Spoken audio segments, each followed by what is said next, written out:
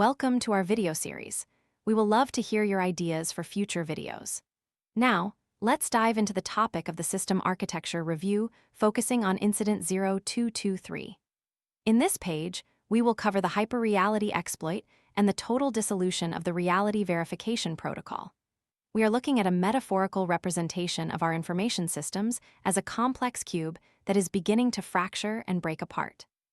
This incident represents a fundamental shift in how we process and verify information in the digital age. The red cracks you see are not just visual flair, but represent the deep structural failures occurring within our collective understanding of truth.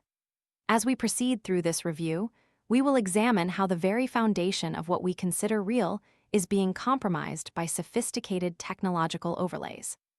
This is not just a technical failure, but a philosophical crisis that affects every aspect of our lives. This introduction sets the stage for a deep dive into the theoretical and practical implications of a world where simulation takes precedence over substance. On this second page, we examine a fatal dependency error that has occurred within our system logic. This involves generating maps without any underlying territories. We reference the system theorist J. Baudrillard from 1981 to understand this phenomenon. Historically, our legacy logic dictated that a map is a compressed and lossy representation of the territory. In this view, the physical world or the territory exists first, and the map is merely a tool we use to navigate it. However, we are now experiencing a current error state where the map is produced without any physical reference point. As you can see in the diagram, the connections between the abstract map on top and the geological physical system on the bottom are being severed and are literally bleeding out. This rupture signifies that our representations are no longer tied to physical reality. Instead, the simulation has become self-sustaining and independent of the actual world it was once meant to reflect. This is a critical failure because it removes the objective grounding for all subsequent data processing. In the third section, we look at the deprecated protocol known as the Indexical Layer. This protocol had an impressive uptime from 1839 until the late 1990s. The mechanism functioned as a hardware-level root of trust. When photons hit silver halide film or digital sensors, they created a physical one-to-one footprint. This is what philosopher C.S. Peirce called indexicality. It meant that an image was an actual trace of a physical event, much like a footprint in the sand is proof of a foot. The status of this protocol was that it provided an objective baseline. The chain of custody between the lens and the final print ensured that the image was rooted in a specific time and place. This era of photography and media was defined by a direct connection to the material world. However, as we will see in the following slides, this hardware dependency has been bypassed, leading to the current crisis in reality verification. Page 4 introduces the zero-day exploit, which is the injection of the simulacrum into our reality pipeline. The exploit vector here is the rise of generative adversarial networks in 2014 and more recently technologies like Sora. The primary feature of this exploit is zero hardware dependency. Unlike the previous indexical layer, this system does not capture light from the physical world. Instead, it operates through a physics engine override. The system simulates statistical consensus rather than reflecting reality. The resulting payload is the simulacrum, which is defined as a copy without an original. This is pure simulation wearing the clothing of reality. It looks and feels real, but it has no root in any physical event. The system is essentially hallucinating reality based on patterns it has learned from vast amounts of data. This injection represents a fundamental break from the history of human media because it creates plausible records of things that never happened, completely bypassing the traditional sensors that once grounded our visual truth. Moving to page 5, we analyze the process of pipeline degradation through states 1 and 2. State 1 is described as the faithful mirror. In this state, the system is safe because the image directly reflects reality. The source node sends a clear signal to the output node. State 2 is known as the distorting lens. While this state is deprecated, it is still considered manageable. This involves things like propaganda or basic retouching. In state 2, the reality data is distorted or bent as it moves through the pipeline, but the underlying physical source node still exists. You can see in the diagram that the connection is twisted and warped, yet it remains unbroken.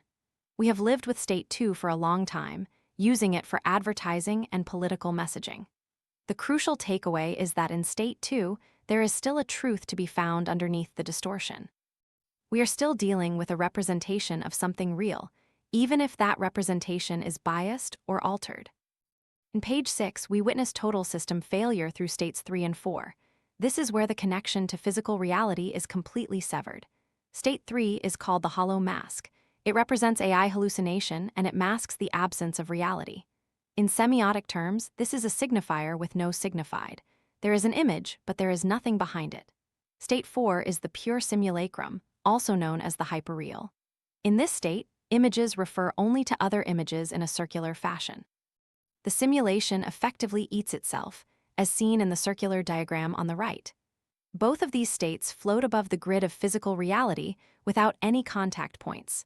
This signifies a world where our information ecosystem operates entirely within its own internal logic, disconnected from the material world. The boundaries between the actual and the imaginary have blurred beyond recognition. When we reach these states, the concept of a ground truth becomes irrelevant because the system is designed to generate its own self-referential meaning. Page 7 details critical bug number 1, which is the verification paradox.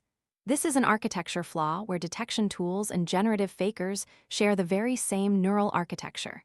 The execution of this bug is simple but devastating. Every time a detector identifies a fake, it inadvertently trains the faker to be better. Evading detection is built into the very heart of the generation process.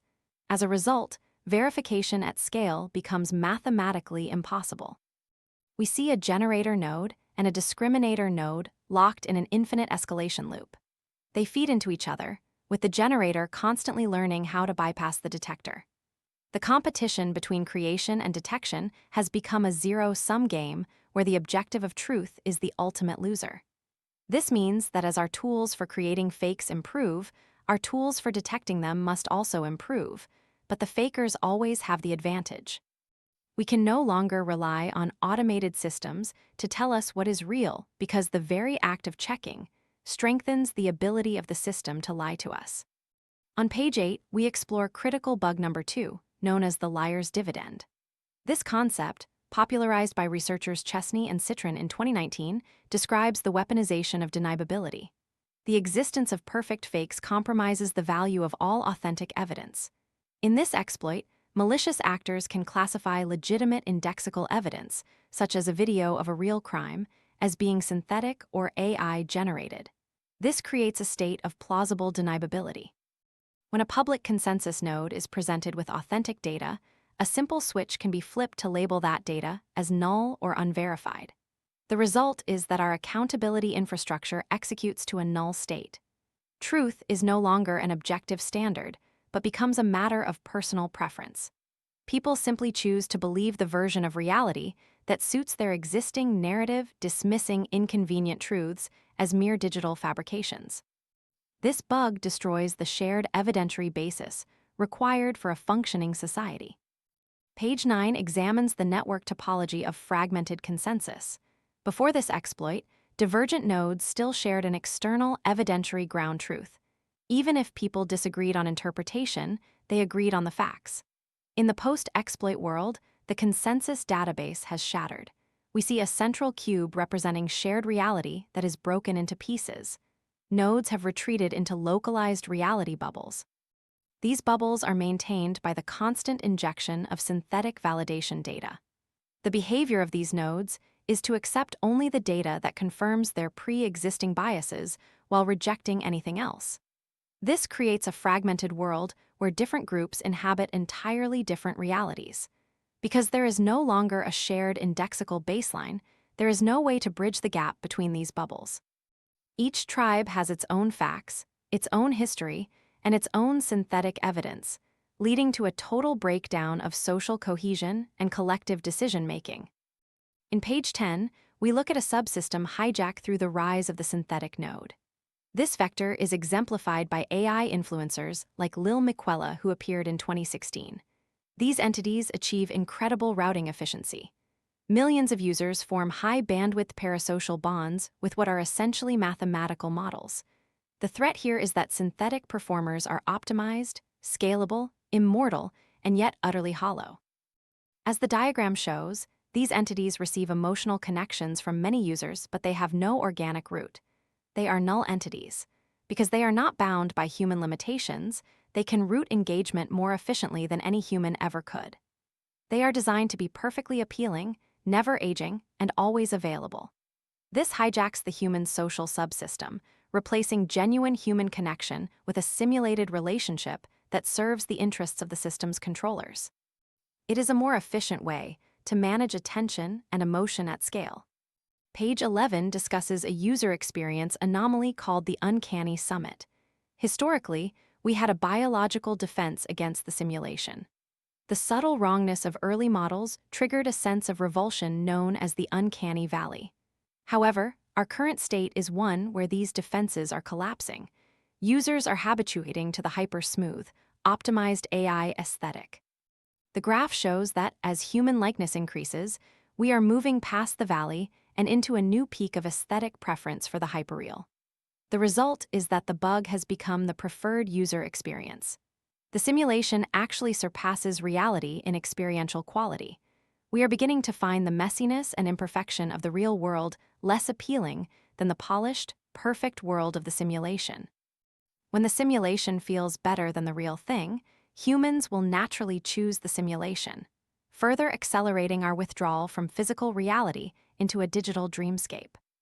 Page 12 reveals the feedback loop that is currently digesting the real world. This is a massive resource drain where the system consumes the entire legacy indexical record of humanity to train its models. There is a profound paradox at work here. The real world is being ground down into statistical weights in order to build its own replacement.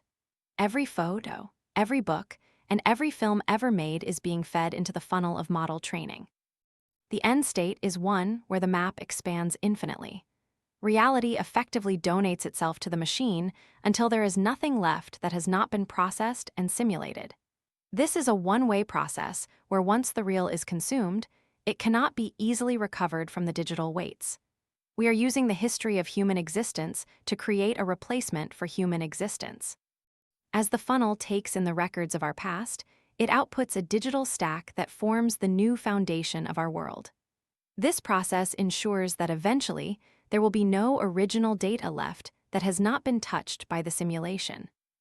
In page 13, we survey the current environment, which is famously described as the desert of the real. We face a massive system trade-off. We are trading an unmediated and often indifferent physical reality for an infinite artificial paradise. On one side of the diagram, we see the rugged, difficult terrain of the desert. On the other side, we see the glowing red grid of the simulation. This creates a critical vulnerability.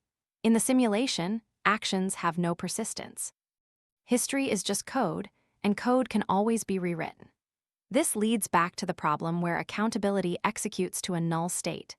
If the past can be changed with a few keystrokes, then nothing that happens in the simulation truly matters. We are living in a world of total plasticity, where the weight of history and the permanence of physical reality have been replaced by the fleeting convenience of a programmable environment. This is a fundamental transformation of the human condition in the digital age. The final page shows a terminal screen where a ping to physical reality has timed out. This brings us to a sobering admin note. We must not mistake the administration of truth for the concept of truth itself. When all representations are equally fabricated, truth becomes indistinguishable from power. Whoever controls the simulation controls the truth. We are warned that we must consciously preserve the hardware-level connection to physical reality, or the system will permanently deprecate. This is the ultimate danger of the hyperreality exploit. It is not just about fake images, but about the loss of our ability to anchor ourselves in a world that exists outside of our own control. This brings us to the end of this video. We hope you found it informative and engaging. If you have any questions or suggestions, please leave them in the comments below. Don't forget to like, share, and subscribe for more content like this. See you in the next video.